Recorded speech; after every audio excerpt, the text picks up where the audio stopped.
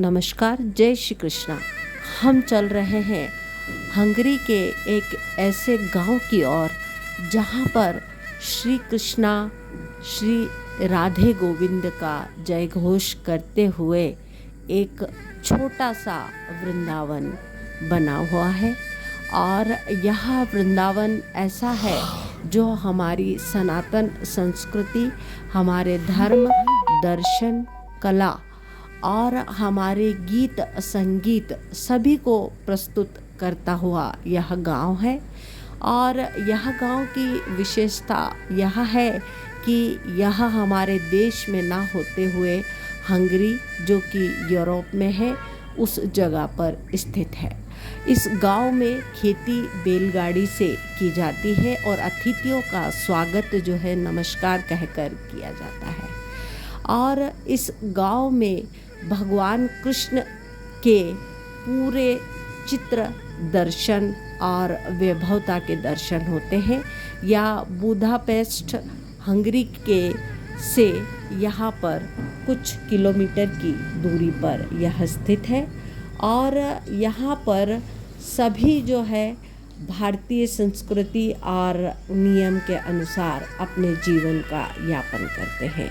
यहाँ पर खेती भी जो होती है वह भी ज़्यादातर जैविक ही होती है। बैलगाड़ी से खेती यहाँ पर करते हैं, गायों का पालन करते हैं, दूध और बाकी की जो भी सारी चीज़ें हैं वो सब यहीं पर उत्पादित होकर यहीं पर सब आपस में एक दूसरे से वस्तु विनिमय और आय व्यय के सोर्स के साथ में करते हैं। प्रतिदिन प्रातः और शाम को सब लोग मंदिर में भगवान कृष्ण के समक्ष उपस्थित होकर भगवान के कीर्तन का गायन करते हैं। छोटे छोटे बच्चों को श्रीमद् भागवत कथा और भारतीय संस्कृति और संस्कार जो है उन्हें सिखाया जाता है। यहाँ की हवाओं में कृष्ण के सौंदर्य और उनकी बांसुरी की धुन यहाँ सुनाई देती है। भंवरों की गुंजन और पक्षियों का उड़कर जाना और भगवान का जो आनंद वैभव हम वृंदावन में देखते हैं और सुनते हैं, वैसा ही यह वृंदावन है जो कि हमारे देश में स्थित ना होकर यूरोप के देश हंगरी में स्थित है। और यहाँ हमारी भारतीय संस्कृति और सौंदर्य के दर्शन होते हैं। यूरोप से सभी लोग यहाँ पर जाकर दर्शन करते हैं, कुछ दिन यहाँ रहते हैं और जीवन के आनंद का अनुभव यहाँ पर प्राप्त करते हैं। तो यह हमारे लिए बहुत खुशी का और सौभाग्य का विषय है कि हमारी सनातन संस्कृति हमारे श्री कृष्णा जी का उद्घोष कर कर ये सब विकास की ओर आगे बढ़ रहे हैं और हम विदेशी संस्कृति और संस्कार को ले रहे हैं। तो इस पर हमें विचार करना चाहिए कि भगवान कृष्ण हमारे आदि अनादि देव हैं और ये हमारे संरक्षक और सब कुछ हैं। तो क्यों ना हम अपने श्री कृष्णा को, श्री राधे गोविंद को ध्यान करते हुए उसी ओर चलें और उसी तरह से हम अपने जीवन में अपनी भारतीय संस्कृति, वैभव और संस्कार को लेकर आगे बढ़ें। यह सब हाथ से खेती करते हैं और यहाँ पर गायों का पालन करते हैं, गायों को मधुर गीत सुनाते हैं और उसके बाद उनका जो भी वैभव प्राप्त होता है वह सब इसका आनंद ले रहे हैं।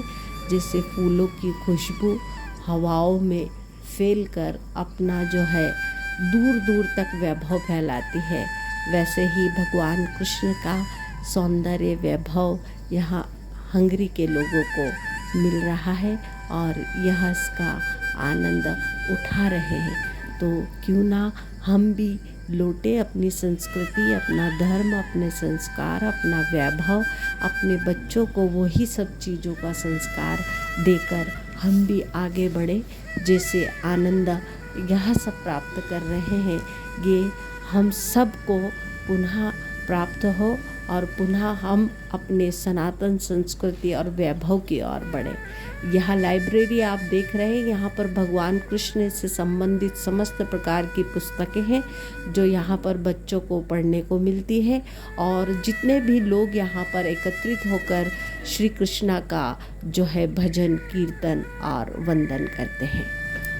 यहाँ पर वंदन के साथ में ही आप देख रहे हैं होली उत्सव, और होली उत्सव सभी यूरोप के लोग यहाँ एकत्रित होकर होली का उत्सव का आनंद लेते हैं।